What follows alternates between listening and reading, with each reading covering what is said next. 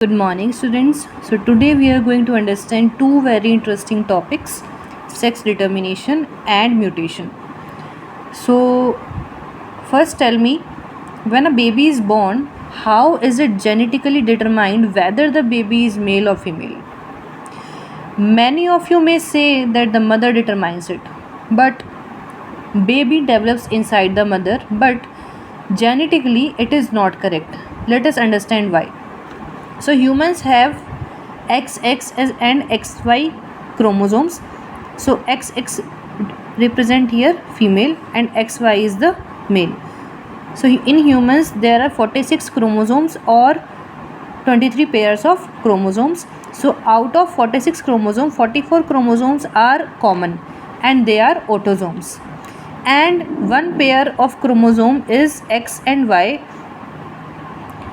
chromosomes, where it is known as sex chromosomes or allosomes. So in males 44 are autosomes and XY is the sex chromosome, and in females there are 44 number of autosomal chromosome and XX is the allosome or sex chromosome. So it is very clear that XX ova bears only XX chromosome and sperm bears X and Y.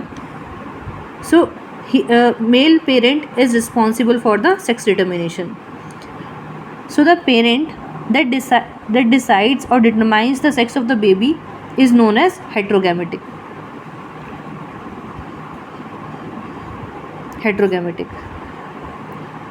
So now see, in the case of humans, male heterogametic condition can be seen. In insect, Hanking saw that in females there are XX number of chromosomes and in males there are X number of chromosomes, and O represent here is null chromosome. So there is no chromosome present along with X in males. So it was known as X body at the time, and now scientists call it as now null chromosomes. So in humans 44 is autosomes and XX is sex chromosome. So in females it is not heterogametic, it is homogametic condition takes place, and in males this is heterogametic condition, because heterogametic condition determines the sex of the baby. So male is responsible for the sex of the baby. Now we continue with the sex determination in honeybee. So in honeybee there is a haploid diploid system takes place. So basically in females there are 2n number of chromosomes. So it is occurring in the pair. So to n here represent the 16 number of chromosome.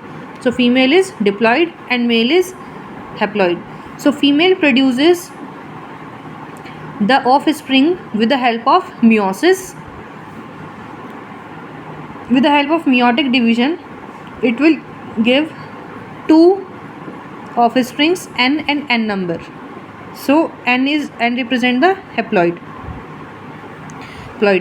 and n by doing the parthenogenesis it will separately or independently give rise to the male. And if we see, female is generated by male and female fusion. So by fusion, male and female gametes, the female will develop. So male development takes place independently by itself, and female takes place with the help of both the gametes. So we can say that they do not have father. So they do not have father, thus cannot have sons, but have a grandfather and can have grandsons. So a male honeybee is born from an unfertilized egg, right? So he gets his chromosome from his mother. Therefore he has no father. So he has no father. But his mother, the queen, had a father. How? The queen had a father. The queen had the father. So he has a grandfather. So he has a grandfather. Later, his daughters can produce son through unfertilized eggs. Therefore, he cannot have grandsons. Understand? Now, we will see that sex determination is not the same in every organisms. Different organisms have different mechanisms. So, in the case of insects and grasshoppers, the sex determination mechanism is XX and XO.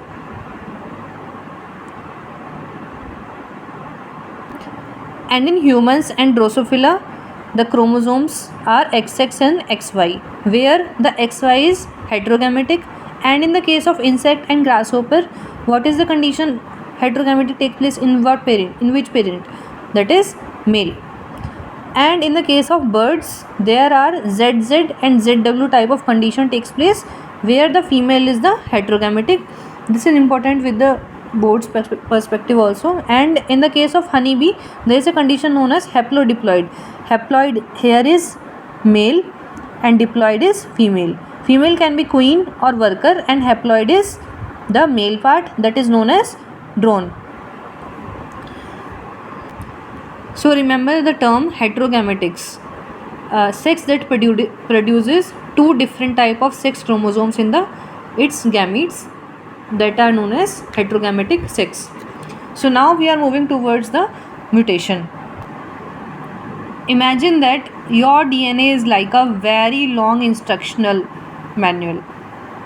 If there is a change in the DNA sequence, the instruction may change. This change in the genetic material is called a mutation.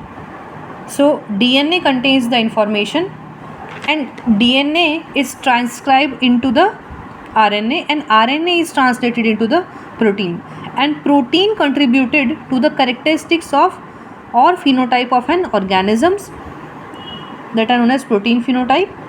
Therefore, a change in the DNA may sometime alter the protein and consequently the phenotype. So what is the definition of mutation? Mutation is a sudden, stable and heritable change in the genetic material of an organism. Mutation can occur naturally, but they can be induced by certain physical or chemical agents, that are known as mutagens. Mutagens are those agents that causes the mutation. What can be the agents? X-ray, UV ray, gamma ray, formaldehyde and mustard gas. So these are the mutagens that can also cause the mutation. So mutation can occur naturally or can be occur with the help of mutagen. So basically it is the alteration of DNA sequence, this change the genotype, the whole genotype, and that can alter also the phenotype. So recombination in association with mutation leads to the cause in the variation in DNA. So DNA segment, if we see an example, DNA segment, mutation can be of two types. It can be delete or insert.